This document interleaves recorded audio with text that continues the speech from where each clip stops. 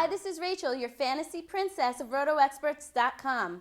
I'm sure you're excited for the 2012 fantasy football season. Well, the King, Scott Engel, and Mike Damergis are here to give you an early start. Thank you, Rachel, and the King, Scott Engel, by my side as usual. We're months and months away from the start of the 2012 football season, a couple of months away from the college draft, but already fantasy football fans are obsessing about that draft. Let's start at running back. They're obsessing about the college draft. They're obsessing most about their draft and what they do in the first round, Mike. And already running back, I think there's a clear top three, but then there's a drop-off after that. I mean, you look at the guys from last year, Arian Foster, Ray Rice. That's what people are going to be thinking.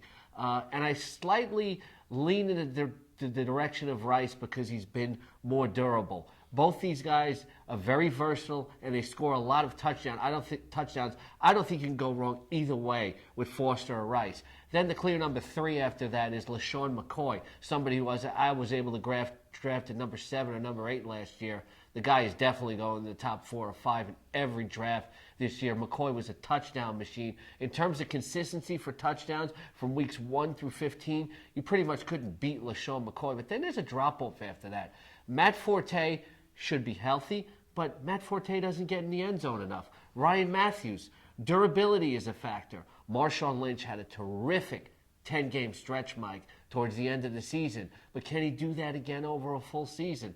Well, we'll have to see. I love the way Lynch ran, but he was also running for a contract. Then there's some other guys. Adrian Peterson with a major knee injury, not somebody going to take in the first round, and people want to know Jamal Charles. He's had a lot of time to recover, so I think you have to consider Jamal Charles as well. But after those top 3, there's definitely a significant drop-off.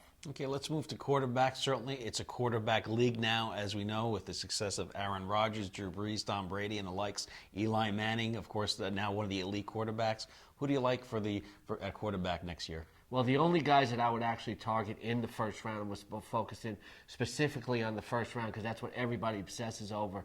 First is, I'm not thinking Eli that early.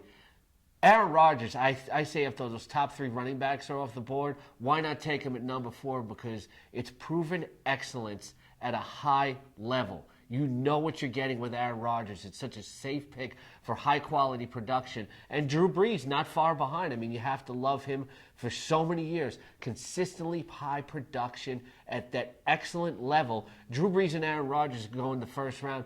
Then some people are going to question, should you take Cam Newton in the first round? Incredible, surprising rookie year for Cam Newton.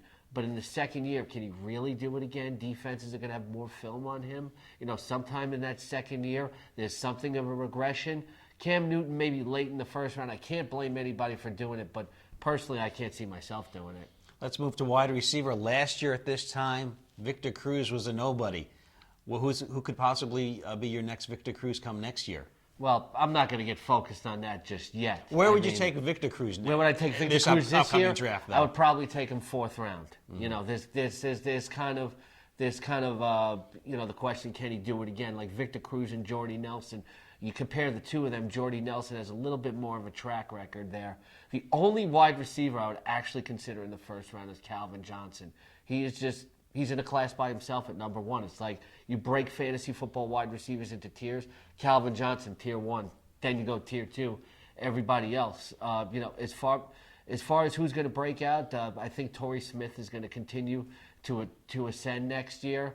And you know, there's going to be some other sleepers to watch. It depends a lot on player movement. You know, there's some young guys that are probably going to be making an ascension to that next level. We saw with Jordy Nelson this year, and you know, Antonio Brown. I think people already know about him.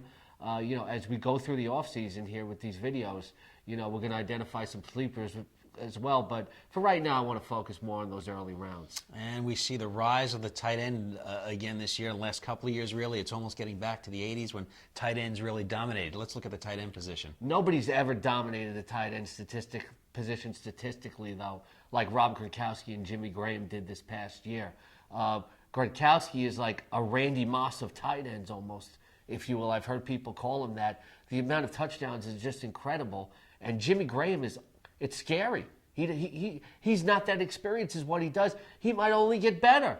it's not crazy to take a tight end in the first round. Maybe I won't do it, maybe I will, but after Gronkowski and Graham, there's such a drop-off. It's even Antonio Gates. These guys are such that they're so far ahead of everybody else at the position. If you want a real advantage at that position, a lot of people have Rob Gronkowski, especially, really had an advantage over their opponents.